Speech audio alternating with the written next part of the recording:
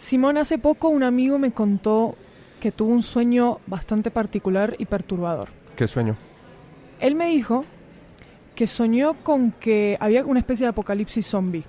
Y los zombies lo estaban como que, bueno, lo perseguían y el tipo tenía que correr y qué sé yo. Y en medio de todo ese apocalipsis zombie aparecía Gustavo Petro diciéndole... El Salvador. El Salvador diciéndole que le gustaba un artículo que él había escrito. Ok. Y Gustavo Petro en el sueño era una mujer. Ok, Gustavo Petro, mujer. Perfecto. Linda. Mi pregunta con esto, Simón, es: ¿alguna vez tú has soñado con un candidato presidencial? No, por suerte no, qué pesadilla. Sería horrible si ya en la cotidianidad estoy harto de ellos y por lo menos cuando uno duerme como que se libera de todo lo que están diciendo, pues sería terrible tener un sueño con alguno de ellos. Pero me imagino que en el día a día tu familia te recuerda que estamos a algunos días, muy pocos días de las elecciones presidenciales, ¿o no? Sí, todo el tiempo, y no, pues no solo la familia, sino los amigos, en todo lugar surge la conversación sobre política y sobre las elecciones, y es bastante agotador y aburridor. Yo tengo una familia grande, somos de 20 a 25 personas, y cada vez que hay un evento especial o una reunión familiar surge el tema de la política. Bueno, en cuanto a temas electorales, en mi casa es un poco complicado porque yo soy, digamos, de una tendencia un poco más de izquierda, digamos moderada, no, pero en mi casa son de derecha, uribistas que van a votar por Duque. Y con ese tema llegan las peleas, porque hay ciertos miembros de mi familia que son uribistas y otros antiuribistas, entonces se generan peleas donde ya no pesan los argumentos, sino que simplemente hay una discusión de pasiones y emociones y pues ya no pierde sentido. Mi problema o lo que salió mal fue con mi exnovio.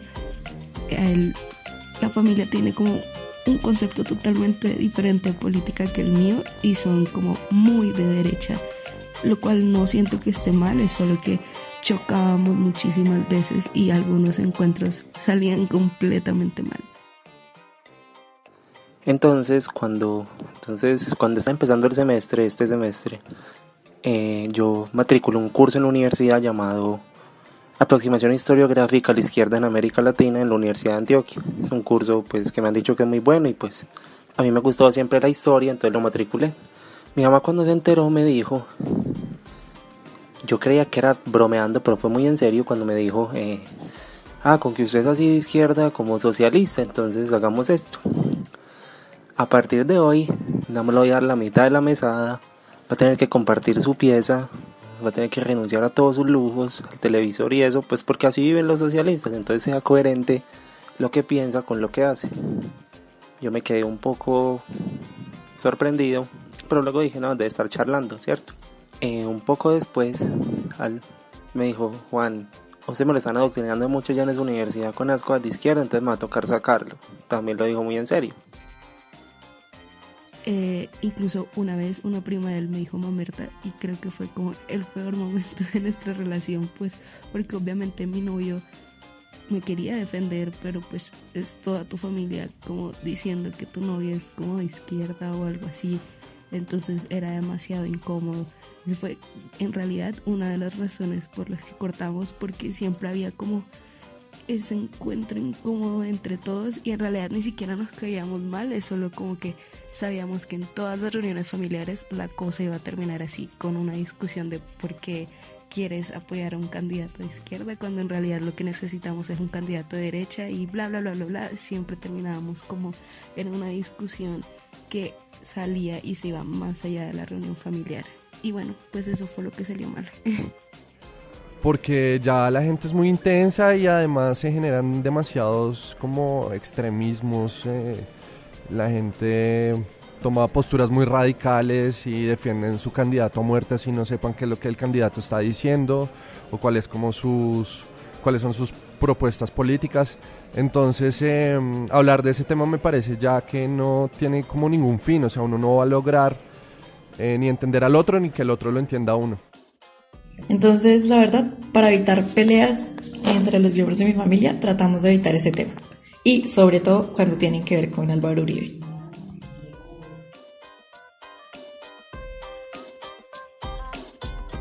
Ok, pero yo siento que si los candidatos se están convirtiendo en una especie de Freddy Krueger de los colombianos y nos están como cazando en sueños, y además nuestras familias están todo el tiempo recordándonos de las malas elecciones que tomamos a nivel presidencial y pues en otras instancias de elecciones que no sean presidenciales, puede ser de cualquier cosa en la que haya un partido político involucrado, creo que tenemos que hablar del tema, de todas maneras. Sí. Y quería preguntarte, Simón, ¿cómo se maneja justamente este tema en tu familia? En mi familia, más que todo las tías, que yo las quiero mucho. Bueno, no importa, ellas no escuchan este podcast, entonces no importa, no las quiero tanto, porque son un poco insoportables con el tema político y religioso, y más que todo en el chat de la familia. Comparten cadenas que obviamente son mentira, o videos de Jesucristo dando consejos sobre quién votar y cosas por el estilo, y eso lo hace bastante desesperante. Entonces yo tengo silenciado a ese grupo de la familia, y en las reuniones también son insoportables porque pues defienden unas posturas que no tienen ningún tipo de argumento válido que las sustente. Entonces hablar con ellas es un poco inmamable, pero pues yo lo que trato de hacer siempre es como evitar esas conversaciones, y prefiero quedarme callado que la verdad ponerme a discutir y tratar de cambiarles su forma de pensar. Sé que no lo voy a lograr. Yo creo que la mayoría de la gente está en una postura de prefiero quedarme callado o prefiero pelearla hasta la muerte, o sea, tomando esos dos extremos en cuanto a política. La gente que prefiere quedarse callada, por lo menos para según los testimonios que recibimos para este podcast, es porque sí ha sufrido consecuencias de esa conversación política. Por ejemplo, tú me estás diciendo que tú pues te quedas callado y tus tías se gritan entre ellas, mínimo en el grupo de WhatsApp, pero al final a ti pues nunca te quitaron el celular por creer en alguna ideología política, o no sé si alguna vez tú te pagaste la universidad, ya hablamos de eso antes, así que tu independencia nunca dejaría que un partido político afectara tu vida de esa manera. Pero ¿alguna vez sufriste alguna consecuencia material de que te guste o te sientas afín a un partido político o a una ideología política y de pronto tu familia pensaba de otra manera, o algún miembro familiar? No, digamos, nunca me han querido quitar absolutamente nada, y pues yo no las dejaría, porque eso ya sería tener aún más huevo. Pero espera, ¿cómo no dejarías que eso pasara? Pues no dejando, pues ¿cómo me van a quitar el celular? Es como un atraco. Pero ¿cómo lo harías? O sea, hay gente que simplemente... No, pero hay gente que simplemente depende de sus papás, los papás le pagan el celular y ya, pues pero esta yo persona... no, Maru, eso ya lo hemos hablado. Bueno, pero es hipotético, o sea, tenemos testimonios de personas que sí les ha pasado eso, y quisiera saber, Simón, ¿cómo podrías contribuir a que esto no pasara? No importa que no te esté pasando en este momento, por favor. ¿Cómo contribuiría? O sea, en el caso hipotético de que yo fuera dependiente y entonces que pudieran quitarme como el celular o como la universidad o algo así, como claro, usted cree en tal candidato, entonces no le pagamos la universidad. ¿Qué haría yo? No sé. Es que es muy difícil. Justamente lo que quería plantear es que no encuentro una solución que realmente... O sea, una solución práctica a defender los ideales propios y al mismo tiempo no sufrir algunas consecuencias materiales con alguien que... Una coacción fascista horrible. Sí. Pues no, o sea, es como muy dictatorial. O votas por tal o te mato, pues es como pues a un extremo. Sí, digamos, esas cosas pasan realmente en el país y pues en toda Latinoamérica. O sea, hay gente que realmente sufre consecuencias de vida o muerte por las ideologías políticas que tienen. Hay otras... pues agresiones a menor escala, que es de las que estábamos hablando, pero justamente quería hablar de esto, Simón, porque quería que nos preguntáramos si realmente hasta qué punto tenemos que ignorar el famoso letrero del bar que dice, por favor, aquí no hablemos ni de religión ni de política porque pasan este tipo de cosas. Yo soy una fiel defensora de que uno no debería callarse nunca en cuanto a las posiciones políticas que uno tiene, y aquí quiero hacer alguna aclaración. Es como hablar de que esta película no es apta para menores de 15 años, pero esta película no es apta para este podcast no es apto para personas que piensan que estamos hablando de centro, izquierda o derecha. No estamos hablando de ese tipo de cosas, sí, ¿no? Porque de hecho los periodistas ni siquiera tenemos mucha idea de qué estamos diciendo cuando hablamos de esas posturas o partidos políticos que históricamente ya no sabemos ni qué son. Entonces, sí. no estamos hablando de eso, no se enojen, por favor. No estamos ni de un lado ni del otro, no estamos defendiendo ninguna postura política. Exacto, ya con ese apto para mayores de 13 años, que espero que sean los que están escuchando. Sí, porque ya me imagino después los comentarios de que estos son uribistas o son de Petro o son de yo no sé quién. Sí, bueno, igual a la gente le encanta hacer eso, entonces sí, dejémoslo ser. Pero, volviendo al tema, ¿hasta qué punto es bueno defender las posturas que uno tiene, que uno como ciudadano tiene todo el derecho a hacerlo, y el debate político es justamente lo que nutre la política? O sea, técnicamente si no tuviéramos debate político, la política sería una especie de régimen ideológico medio fascista en el que no se están nutriendo de ningunas ideas, pero pues si existen estas coacciones incluso dentro de nuestras propias familias, porque es donde esas coacciones más fácilmente se pueden ejercer, pues ¿qué hacemos? ¿Qué hacemos? ¿Tú qué piensas? Yo creo que es en el tema de hablar o no hablar y defender sus posturas políticas. Digamos, en mi caso yo defiendo mi postura de quedarme callado porque creo que no voy a lograr absolutamente nada haciéndolo, ¿sí? Más bien voy a generar como discusiones, y yo creo que esto tiene en sí un trasfondo muchísimo más preocupante y que surge desde la educación y la crianza.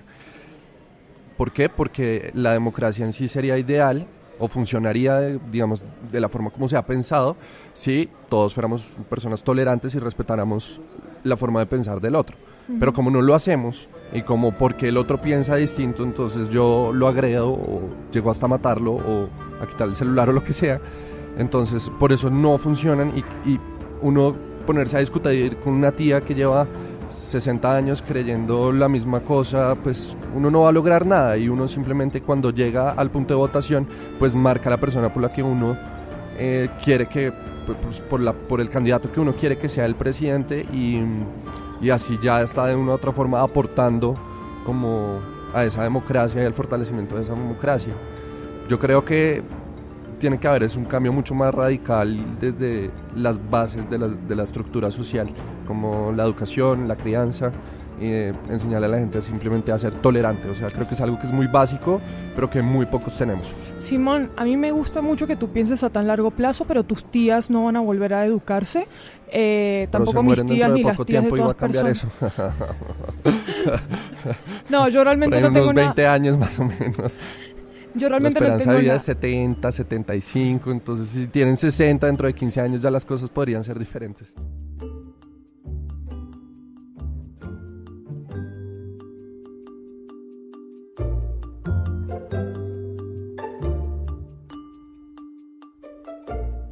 No le deseamos la muerte a ninguna de las tías. No. Realmente lo que trato de decir es que partamos del hecho de que las personas no se van a reeducar porque no les interesa para nada reeducarse. ¿A qué me refiero? Pues ahí va, ya desde principios de año, precisamente porque en pocos días son las elecciones, se venía discutiendo de varios estudios que hacen estas prestigiosas universidades de Estados Unidos y que siempre citamos para sentirnos mejor sobre nuestro tercermundismo, que hablan de cómo estas peleas políticas radicales se dan porque socialmente nosotros evolucionamos para que la política la identificáramos con grupos de pertenencia. Entonces, en la medida en que yo me sienta parte de una ideología muy particular y sienta que esa ideología la están atacando, pues yo salto con todas las garras y todos los dientes a ponerme las manitos de Freddy Krueger, si quieres, pues a atacar a todo el mundo, y no sabemos controlar para nada ese tipo de pasiones que tenemos. Entonces, tú hablabas de educación emocional y de educación cívica. Yo estoy completamente de acuerdo con que cada uno debería tomarse la molestia de identificar de dónde viene su rabia, más allá de si se trata de un partido político, de una ideología o de un montón de cosas que están alrededor de ese partido y de esa ideología. Por ejemplo, la familia misma. ¿Por qué digo esto? Porque yo siento que acá en Colombia también pasa que el choque de ideologías dentro de la familia es por una especie de estirpe que se ha cortado. ¿A qué me refiero? Y acá sí voy a poner el típico ejemplo de la familia derechista y el hijo millennial que es de izquierda. Okay. Entonces, claro, si toda la familia es derechista y el hijo es de izquierda, pues hay algo que no salió bien en este muchacho. ¿Cómo le pagué la educación a este muchacho para que estudiara a los comunistas? ¿Y cómo puede ser que el comunista use Ferragamo? ¿Sí me entiendes? Bueno, todos esos chistes y acusaciones un poco tontas que se mueven de lado y lado. ¿Tú crees que en Colombia se mueve esa noción de la estirpe que yo te estoy contando? ¿O pues estoy como exagerando? No sé. Estoy totalmente de acuerdo contigo. Creo que además ahí entra un factor generacional, que es lo que tú mencionabas, que es bastante complejo, ¿no? Las nuevas generaciones tienen un poco una visión más amplia por el mismo hecho de que tienen acceso a más información, ¿no? Uh-huh. En cambio, las generaciones como mayores o los mayores son un poquito más cerrados, y entonces a veces todavía están muy enmarcados en esa época de los rojos y los azules, y de que yo soy liberal a muerte y yo soy conservador a muerte, pero que tienen también un poco como difusa esa idea. No estoy diciendo con esto que es que las nuevas generaciones tengan más claro qué es lo que quieren, porque a veces tanta información satura, ¿sí? Y eso tampoco permite tomar una decisión clara sobre qué es lo que quieren para su país o para las decisiones políticas de un país. Pero estoy totalmente de acuerdo contigo con que muchas veces dentro de una misma familia las generaciones, como ese dicho de que más vale el diablo por viejo que por sabio. Sí, creo que es así. Bueno, yo en sabiduría como el Chapulín popular, Colorado con los dichos, pero es una cosa así, la gente lo entenderá. Uh-huh. Creen que por ser más viejos entonces tienen la razón de sus argumentos y son un poco más arraigados en su forma de pensar, y se creen como en la que tienen el poder para juzgar a los jóvenes, cuando creo yo que los jóvenes están un poco más abiertos a discutir los temas con argumentos. Y me parece muy sorprendente que en un campo tan abierto a nivel psicológico y mental, o sea, que se ve afectado todo el tiempo por todo lo que está pasando en el país y en el mundo, pues los padres o las personas que cuidan de sus hijos, pues los cuidadores de los hijos, se vean como de cierta manera obligados a enseñarles que esa forma de pensar simplemente no está bien, ¿sí? Entonces empiezan a confundir, y no sé si es una confusión, bueno, eso es lo que quiero que discutamos. Empiezan a confundir como moral con política. Entonces, claro, es que tú no puedes votar por este candidato porque está haciendo estas cosas que son dañinas contra el medio ambiente, o está haciendo estas cosas que promueven los derechos de los homosexuales, y los homosexuales no deberían existir, por lo tanto tú no puedes votar por él. Que hasta cierto punto tiene sentido en la medida en que pues yo voy a votar por un candidato que tiene la misma línea moral que yo tengo, ¿sí? Sí. Pero eso no significa que esa línea moral siempre funcione para el país como un todo, ¿sí me entiendes? Ahora bien, yo acá estoy hablando muy a grandes rasgos, no puedo dar ejemplos concretos porque tampoco pues no soy una persona que sabe exactamente de política, pero esa es la sensación que me dan las discusiones todo el tiempo en redes sociales, en las familias. Incluso la misión de observación electoral de Colombia pues ha dicho que estas conversaciones se vuelven más álgidas en ese sentido a medida que se acercan las elecciones, y por eso estamos hablando de esto. Entonces, mi pregunta para que discutamos ahora es, teniendo en cuenta que pues uno evoluciona su sistema moral y por lo tanto me imagino que su sistema político, ¿por qué siempre está arraigada la idea de que nosotros tenemos que votar siempre por cierta ideología y no podemos cambiar? Porque el uribista que cambia a votar por Petro es el que más lo linchan en redes sociales, el que más insultos recibe, el que menos coherencia tiene con su ideología, justamente, y bueno, y el izquierdista, digamos, que se va a votar por una persona de derecha, pues también es como si estuviera traicionando un poco su moral. Pero ¿por qué no puede existir una idea de que nosotros podemos cambiar de candidato dependiendo de lo que ofrezca para el país, y si eso nos conviene a nosotros como votantes y pues al país en general? ¿Tú qué opinas? Yo opino que, es que yo no estoy para nada de acuerdo con los radicalismos, y me parece que esa forma de criar, por ejemplo, dentro de una misma familia, lo que lleva es a eso. Es decir, si los padres empiezan a enseñarle a los hijos desde pequeños que deben pertenecer a un partido político o a otro, o que deben defender una ideología, así esa ideología no sea del todo coherente, sino simplemente porque es la que ellos dicen, o por ejemplo a pertenecer a una religión o a otra, o a no pertenecer a ninguna, o a un equipo de fútbol. O a un equipo de fútbol, exactamente, genera radicalismos, y los radicalismos lo que llevan es pues a la violencia, porque están basados en la intolerancia. Entonces, en sí yo lo que creo es que uno dentro de una familia lo que se debería hacer, ¿no? Hablemos aquí como del debería hacer, es criar o... criar a los hijos en un entorno de los valores, pero entendidos como basados por lo menos en el respeto y en la tolerancia. Creo que esos son valores fundamentales en los que si todos nos manejamos en eso, pues podremos como convivir mejor, ¿no?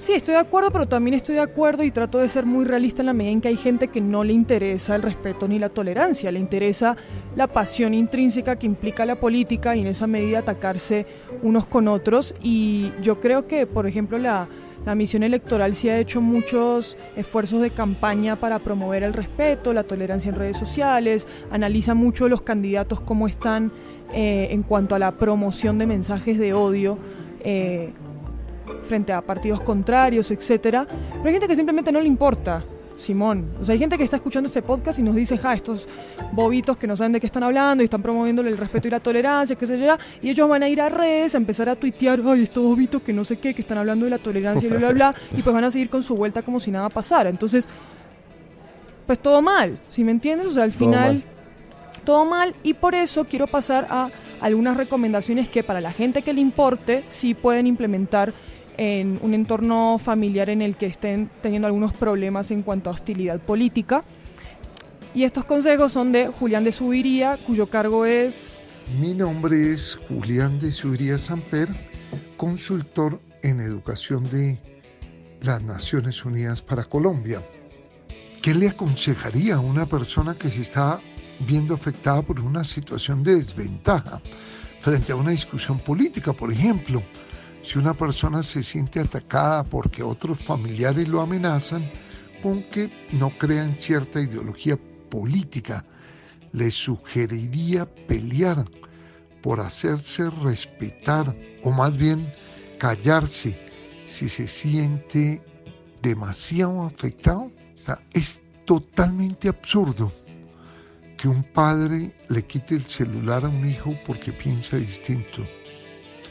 Ese padre debería sentirse orgulloso, porque ese es el sentido, el papel esencial de un padre, formar un hijo para que tenga criterio propio. A esos padres yo les recordaría el bellísimo poema de Jalil Gibran en El Profeta, que dice en su parte principal: vuestros hijos no son vuestros hijos, son los hijos y las hijas de los anhelos que la vida tiene de sí misma, y podéis darles albergue a sus almas, mas no a sus cuerpos, porque sus cuerpos moran en la casa del mañana, que ni aun en sueños os es dado visitar. Por eso, por el contrario, yo sugiero hablar, discutir, expresar, permitir que expresen las ideas. Como dice Habermas, los seres humanos somos seres de dar y de pedir razones. Y eso se aprende desde la casa, es decir, se debería aprender en la casa, se debería consolidar en el colegio, en la universidad. Desafortunadamente, todavía no lo estamos haciendo. Por lo menos muchas familias, muchas instituciones educativas son menos democráticas y menos participativas de lo que deberían.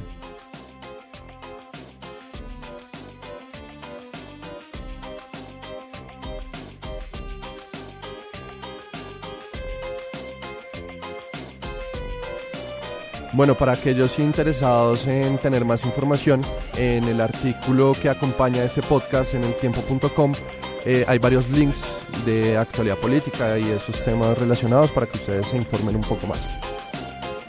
Gracias, Simón. Y si nos quieren contar qué podría salir mal en estas elecciones, por favor cuéntenos en las redes sociales, Twitter y Facebook, con el hashtag qué podría salir mal.